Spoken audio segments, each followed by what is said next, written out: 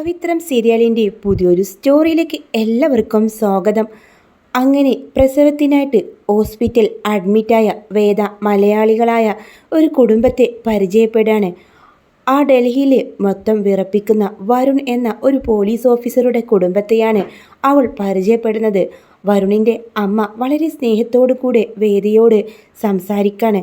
അങ്ങനെ വേദിയെ അന്വേഷിച്ച് ശ്രീകാന്തിൻ്റെ ഗുണ്ടകൾ അവിടെ ഹോസ്പിറ്റലിൽ വരുന്നുണ്ട്.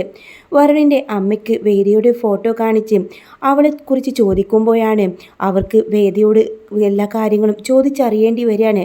അങ്ങനെ തൻ്റെ സഹോദരൻ തന്നെയും തൻ്റെ കുഞ്ഞിൻ്റെയും ജീവന് വേണ്ടി പാഞ്ഞു നടക്കുന്ന വിവരം അവിടുത്തെ ആ ഒരു വരുണിൻ്റെ അമ്മയുമായിട്ട് അവൾ പറയുന്നുണ്ട്. അങ്ങനെ ഹോസ്പിറ്റൽ ഡീറ്റെയിൽസിൽ നിന്ന് വേദയുടെ പേര് മാറ്റി കൂട്ടുകാരി ശ്രേയയുടെ പേര് നൽകാട്ടോ. ആ കുടുംബം അവൾക്ക് രക്ഷകയാവാണ്. അങ്ങനെ 2 ദിവസം കഴിയുമ്പോൾ വേദയ്ക്ക് പ്രസവവേദന എടുക്കുന്നുണ്ട്. ആ സമയവും വരുണിൻ്റെ അമ്മയും വരുണും രാധികയും ഒക്കെ അവിടെ തന്നെ ഉണ്ടാവും കേട്ടോ. രാധിക വല്ലാതെ ഭയന്ന് പോയിട്ടുണ്ടാവും. പ്രസവം കഴിഞ്ഞാൽ നിന്നെയും കുഞ്ഞിനെയും കൂട്ടി നമുക്ക് നാട്ടിലേക്ക് പോകാമെന്ന് വരുൺ അവളോട് പറയുന്നുണ്ട്. ഈ സമയത്താണ് വേദയ്ക്ക് പ്രസവവേദന കൊണ്ട് പൊളയുന്ന വേദയെ പെട്ടെന്ന് തന്നെ ഹോസ്പിറ്റലിൻ്റെ പ്രസവ റൂമിലേക്ക് മാറ്റുന്നുണ്ട്. നിമിഷങ്ങൾക്കുള്ളിൽ വേദ പ്രസവിക്കുകയും ചെയ്യാട്ടോ. വേദ ഒരു പെൺകുഞ്ഞിന് ജന്മം നൽകാണ്. അങ്ങനെ ശ്രേയയും വിവരമറിഞ്ഞ് ഓടി വരുന്നുണ്ട്. അച്ഛന് എടുക്കാൻ ആഗ്രഹിച്ചെങ്കിലും അച്ഛനെ പോലും അറിയിക്കാൻ പറ്റാത്തൊരവസ്ഥയിൽ വേദയ്ക്ക് വേദന തോന്നുന്നുണ്ടെങ്കിലും തൻ്റെ മകളുടെ അച്ഛൻ്റെ അരികിലേക്ക് താൻ എത്രയും പെട്ടെന്ന് എത്തുമെന്ന് അവൾ തന്നെ ദൃഢനിശ്ചയം എടുക്കുന്നുണ്ട്. ഈ സമയം വീണ്ടും ആ ഹോസ്പിറ്റലിൽ തന്നെ തെരഞ്ഞു നടക്കായിരിക്കും ശ്രീകാന്തിൻ്റെ ഗുണ്ടകൾ. അപ്പോഴാണ് വേദിയെ ട്രസ്റ്റിൽ ഇങ്ങനെ ഉന്തിക്കൊണ്ട് റൂമിലേക്ക് വരുന്നത്. ഇവരുടെ കാഴ്ചയിൽ കാണാണ്. അത് അവളല്ലേ? അതെ, ഞാൻ ഫോട്ടോയിൽ കണ്ട ആ പെണ്ണ് തന്നെയാണെന്ന് പറഞ്ഞുകൊണ്ട് തന്നെ വേദി ഏത് റൂമിലേക്കാണ് കൊണ്ടുപോകുന്നവർ നോക്കുന്നുണ്ട്. അതിനുശേഷം ശ്രീകാന്തിനെ വിളിച്ച് പറയും, സാറ് പറഞ്ഞല്ലോ അവരിവിടെ ഹോസ്പിറ്റൽ അഡ്മിറ്റാണ്. പോരാത്തതിന് അവളുടെ പ്രസവം കഴിഞ്ഞു, ആ കുഞ്ഞുണ്ട്. എങ്ങനെയാണെങ്കിൽ ആ കുഞ്ഞിനെ എത്രയും പെട്ടെന്ന് തീർക്കണം. ആ കുഞ്ഞുമായിട്ട് നിങ്ങൾ ഹോസ്പിറ്റൽ വിടണം, എൻ്റെ കൈകളിലെത്തണം. ആ കുഞ്ഞിനെ ഞാനാണ് ഇല്ലാതാക്കുന്നത് എന്നൊക്കെ പറയുന്നുണ്ട് കേട്ടോ.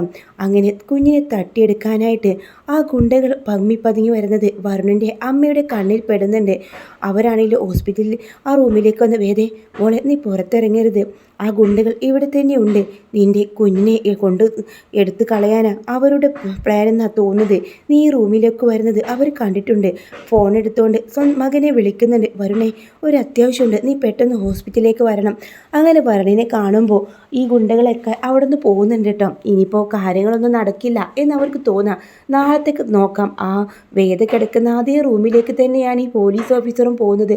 അതോടുകൂടി ഇവരുടെ പ്ലാനിങ് നടക്കുന്നില്ല. എന്തിനമ്മേ എന്നെ എത്രയും ധൃതിയിൽ വിളിച്ചു വരുത്തിയത്? അത് പിന്നെ മോനെ ഒരു കാര്യമുണ്ട്. ഈ നിൽക്കുന്ന വേദ നാട്ടിൽ നിന്ന് ഇങ്ങോട്ട് വന്നതാ. അവളുടെ കുഞ്ഞിൻ്റെ ജീവനെടുക്കാൻ അവളുടെ സ്വന്തം ചേട്ടൻ തന്നെ ആളുകളെ പറഞ്ഞു വിട്ടത്. അങ്ങനെ വേദയുടെ കഥയെല്ലാം കേട്ട് വരുൺ പറയും, ഇപ്പോൾ വിക്രം ജയിലാണോ? അതെ, ഇതൊരു സിനിമ പോലെ ഉണ്ടല്ലോ. എന്തായാലും നമുക്ക് നോക്കാം. വേദയുടെ കൂടെ ഞങ്ങളൊക്കെ ഉണ്ട്. വേദയ്ക്ക് ഒരു പോറലേൽക്കില്ല.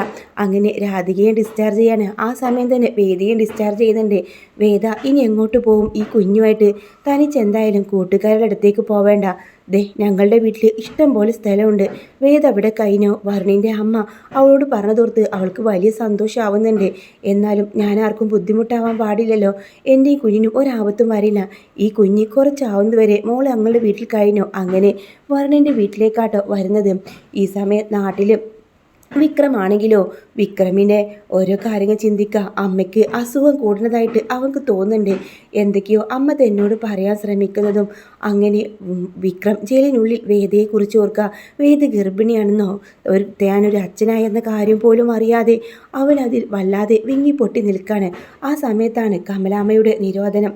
കമലാമ്മ മരിക്കുന്നുണ്ട്. അതോടുകൂടി വിക്രം ആ കമലമ്മയുടെ ഇതിന് ചിതക്ക് തീ കൊളുത്താനൊക്കെ ആയിട്ട് വിക്രമിനെ പോലീസ് റിലീസ് ചെയ്യുന്നുണ്ട് കേട്ടോ. കുറച്ച് ആ ഒരു സമയത്തേക്കായിട്ട് മാത്രം. അങ്ങനെ വീണ്ടും വിക്രം ജയിലാണ്. ഈ സമയം വരുണ് വേദ ഇങ്ങനെ വിക്രമിനെ കുറിച്ചൊക്കെ പറഞ്ഞിട്ടുണ്ടല്ലോ. അപ്പോൾ ആ കാര്യം അന്വേഷിക്കാനായിട്ട് വിക്രം നാട്ടിലേക്ക് വരികയാണ്. അങ്ങനെ അതിനുശേഷം ഇങ്ങനെ സെൻട്രൽ ജയിലിലേക്ക് പോകുന്നുണ്ട്. അവിടെ വിക്രമിനെ കുറിച്ച് അവിടെ ഉണ്ടായിരുന്ന പോലീസ് ഓഫീസർ പറയുമ്പോൾ വിക്രം ധൈര്യശാലനായ ഒരു പുരുഷനാണ്. അദ്ദേഹം ഒരിക്കലും ഇങ്ങനൊരു കൊലപാതകം ചെയ്യില്ല. ഗുണ്ടയാണെന്നൊക്കെ നാട്ടുകാരും എല്ലാവരും മുദ്ര കുത്തിയെങ്കിലും അയാളുടെ ഉള്ളിൽ ഒരു മനുഷ്യനുണ്ട്. അയാളെ എല്ലാവരും കൂടി ചേർന്ന് ചതിച്ചതാണ്. അങ്ങനെ വരുണും വിക്രമും മുഖാമുഖം നിൽക്കുന്നുണ്ട് കേട്ടോ. ആദ്യം വരുണൊന്ന് വിരട്ടുന്നുണ്ട്. വിക്രമിൻ്റെ ആ ഒരു പേടി ഭയമില്ലാത്ത ആ നോട്ടെ കാണുമ്പോൾ തന്നെ ഇദ്ദേഹം തെറ്റും ചെയ്തില്ലെന്ന് വരുണിന് മനസ്സിലാവാം.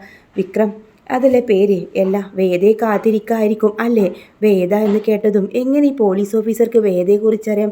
വിക്രം പേടിക്കേണ്ട, വിക്രമിൻ്റെ വേദ സേഫായിട്ട് എൻ്റെ ഉണ്ട്. വേദ മാത്രമല്ല മറ്റൊരു സർപ്രൈസും കൂടി വിക്രമിനെ കാത്തിരിക്കുക. അധികം വൈകാതെ തന്നെ ഈ കേസിൽ ജയിച്ച് വിക്രം പുറത്തിറങ്ങുന്ന നിമിഷം വേദ നിൻ്റെ അരികിലേക്ക് ആ സർപ്രൈസുമായിട്ട് എത്തും. അത് പറയാനാ ഞാൻ വന്നത്. അവളെടുത്ത് ഒരു ടെൻഷനും വേണ്ട. അവൾ സുരക്ഷിതമായിട്ട് എൻ്റെ വീട്ടിലുണ്ടെന്ന് അറിയുമ്പോൾ വിക്രമിന് വലിയ സന്തോഷമാവുന്നുണ്ട്.